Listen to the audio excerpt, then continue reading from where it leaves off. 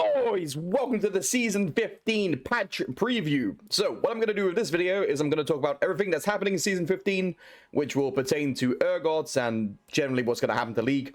And I'm also going to update the builds and the ideologies that are going into these builds, gameplay thematics, and stuff like that. I'm going to start off by just updating the builds. Nothing's really changed, apart from a couple things have moved up, a couple things have moved down. The biggest thing I would say is Steraks is overhated. I'm guilty of this also. Steraks is a bad item, okay? From all the items that got hit by nerfs when they changed every single item, they nerfed all items. Steraks got hurt about 20% more than other items did, 20% to 10% more. So Steraks really got hurt by those changes, but Steraks is not unusable, it's not unbuildable, and it's actually still core on Urgot, despite it being a bad item. So I think in my assessment of the item, that Steraks is like a C tier item is probably incorrect. I think it's probably B+, but for Urgot, it's A tier. So every other champion, B. For Urgot, A. It's not a good item, but you have to build it. I think also, there's two ways to play Urgot right now, right? Well, there's more than two, but there's two ways you can build Urgot if you're playing a generic build off, right? You can do BC Shojin or BC Steraks. The difference is, from these diverging build paths, is that BC Steraks makes you more survival heavy, and then BC Shojin is more damage heavy.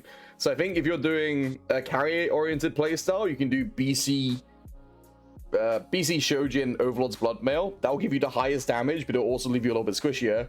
But if you do BC Steraks, your shield will be 700, so it plays for more skirmishing, it plays for more team play. So again, just to reiterate, BC Shojin Overlord Bloodmail, win more AD carry.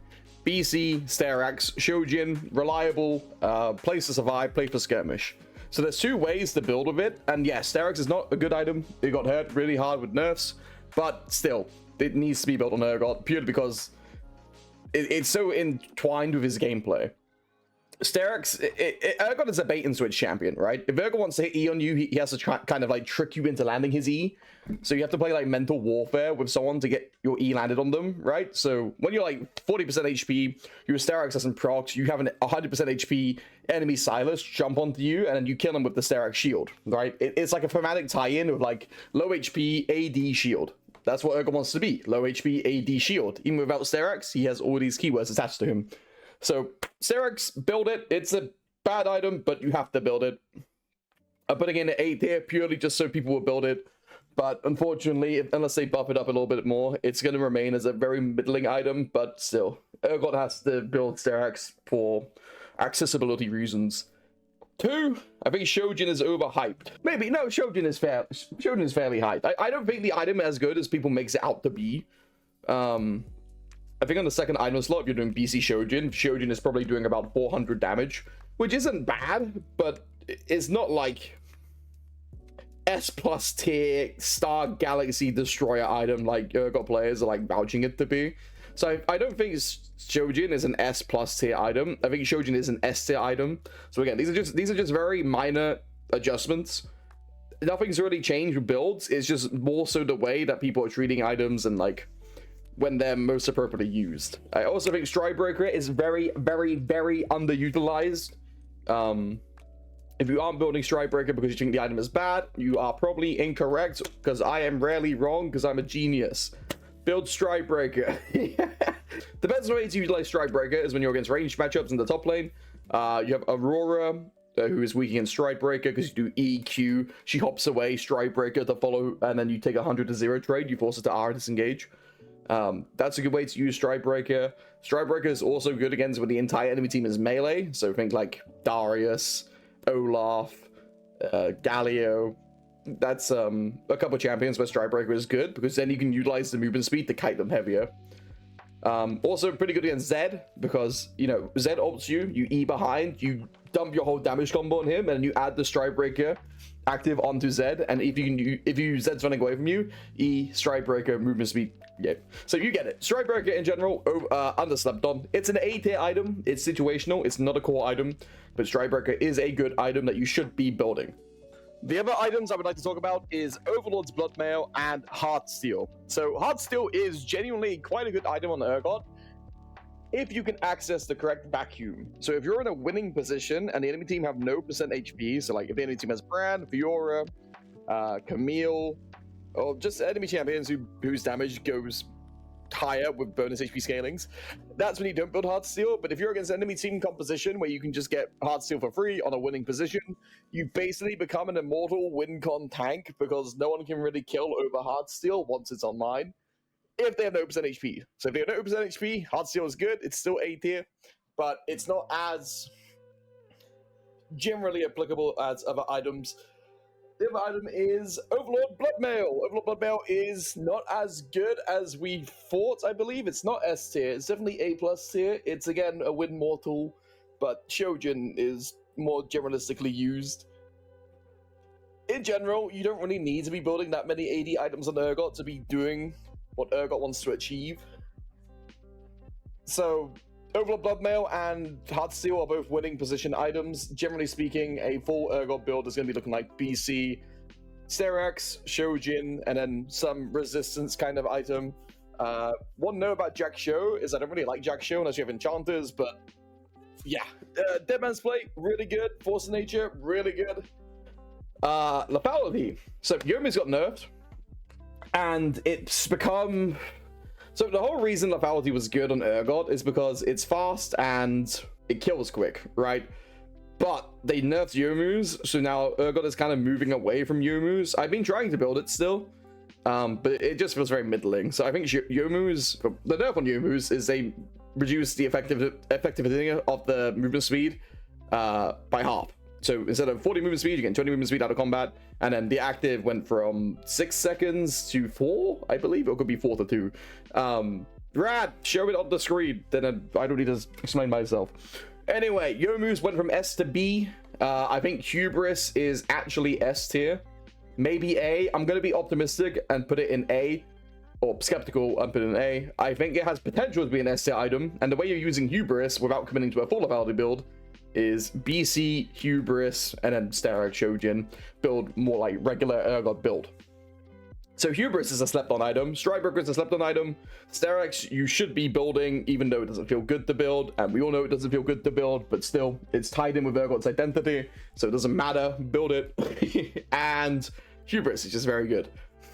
But if you're playing Lethality, Lethality is a hyper split push. Don't want to be near your team. Don't want to be near the enemy team. You just want to E-flash, get the turret, boom, boom.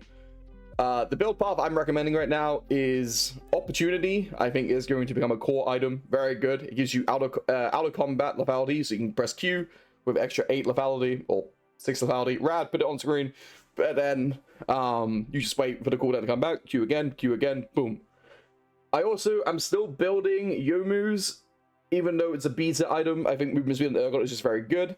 Hubris, just spoke about it, very good. Edge of Night is very slept on also. Edge of Night is probably the best lethality item for Urgot because blocking 1 CC ability in a 1v1, game winning. Like if you can walk up to the Ribbon and she can't stun you without using an ability prior, she dies, right? Because now she hasn't used her stun on you or she's wasted one of her Qs.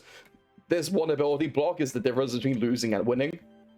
And the last item I'm going to recommend to you is Redemption. I know I'm a bit of a Redemption merchant, but the power slots where you want to build Redemption is on Item Power Float. So what does Item Power Float means? It means when you recall, you have 2,400 gold, and you could buy components into, like, let's say, Overlord Bloodmail. You could buy 2 Tunnelers, or you could buy a full Redemption. And you use that item for tempo. So Redemption is an incredible tempo item that is good against melee-centric team comps. So if you think about it like a reset-based team comp, like Katarina, Samira, if you buy Redemption, drop the Redemption on your own teammates, and they heal, you've now denied a reset. Also good against Jinx. So Redemption is slept on. I do sincerely believe it has merit. People need to build it more, and it's good. So next time you're in a game, I'll give you an example of a team comp. Darius, Kayn, Katarina, Samira, Taric. That is a staple Redemption game. It's also really good against Lee Sin because Lee Sin does Q2, and then he's trapped in a melee, right? So he's a very all-in 100-0. So basically, TLDR, if the enemy champion is 100-0, by Redemption, they no longer can do 100-0. Their champion's just like fundamentally stop functioning. And here's the build paths. So I throw out all these build paths to you, and like when they're available and when they're not as good. But yeah, these are all just small adjustments. Because nothing's really changed, like, item-wise, apart, because they're saying with the big patch in the next season. So now we're talking about the next season, Season 15, and why I believe Urgot is going to become much better next season. So, first of all, you have now this glory system where if you get first blood, first tower, or more objectives, you get access to really broken boots. And the boots of Swiftness boots are absolutely broken. The most messed up item Riot has ever made. They will probably nerf them. But yeah, Urgot is really good at getting first blood. Urgot is really good at getting first tower, because once you start steamrolling on Urgot, it's very easy to just continue to win.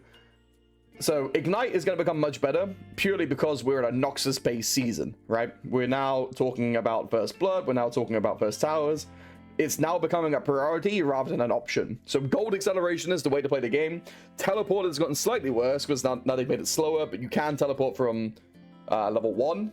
But this is also really important. They've changed how minions work. So the cannon is being pushed back another wave. So you have to cheat a recall in the 4th wave, which doesn't work. 4th wave cheat a recall was not a thing. The reason you can cheat a recall on the 3rd wave is because there's a cannon wave on the 3rd wave. You push it under the tower. They had the last hit the cannon. You use the pressure from the cannon to push it under the turret. But now they pushed that wave back to the 4th minion wave. So now we can't cheat a recall. So this hurts Urgot quite a bit. If you're playing to cheat a recall, but if you're playing to win lane with Ignite PTA, then it's fine, right? You just stay in lane, you look for solo kill angles, you reset on the solo kill angle as your excuse to recall, as opposed to going for a cheater recall. So cheater recall is unfortunately dead. I don't know if I'll be able to find a source in it. I think Freak was talking about it. It might be in one of his videos. If it's there, Rad's put it on the screen already. He's calling me an idiot. But yeah, cheater recall is dead. PTA Ignite becoming way better. TP is getting worse, and the new bounty broken system, glory, whatever it's called, it makes the boots of Swiftness even more broken. So boots of Swiftness are the best boots in this change. Gives Urgot an in-combat movement speed of 460. You did not hear that incorrectly. An in-combat movement speed of 460. It's fucked up. Oh, Urpog from the future here wanted to put an addendum in the video. Woo! I haven't talked about Phase Rush, and I want to talk about Phase Rush. Phase Rush is a tool for Urgot to be using against weak matchups, or champions Urgot is weak against, like Set, for example. Phase Rush is pretty good into, because if Set wants to walk you in a straight line, you Phase Rush away, you outscale him as soon as you hit BC. Phase Rush is a good example of a lane where Urgot loses lane, but wins the game. So in lanes where you lose lane against Olaf, Nasus, Set, etc. You want to outscale them and get to a point where you can match them later. That's when you want to be running Phase Rush into lanes where you have advantage, like let's say Singed, Silas, or lanes where you need to play aggressive to justify your being against like Darius and Renekton. These lanes need to be PTA. If you run Phase Rush against Renekton, he's going to take 3 trades on you, and he's going to get his combo off before Phase Rush even gets any value, right? Because Renekton, for example, combo looks like E, auto, W, Q, E out, right? And then by the time you've activated your Phase Rush, he's already done his ult combo. So Phase Rush needs to be taken into heavy consideration, because it is a life-saving rune in majority of times if you're running it in the correct lobbies. I would say 70% of the time it's PTA, 30% of the time it's Phase Rush, and there isn't any really other reason to do any other rune page apart from Comet, and it's if you want to play winning lane against range champions and top lane, I would say. But the Korean Urgot does run Comet into a lot of matchups that I personally wouldn't be running it into. But yeah, let's just say 70% of the time PTA, 25% of the time Phase Rush, and then 5% of the time Comet if you're a psychopath. That's about it. Things are looking good. Please, Riot, end the season. I am so bored. I want to eat nails playing this season. Slippery is the worst thing ever. Bye.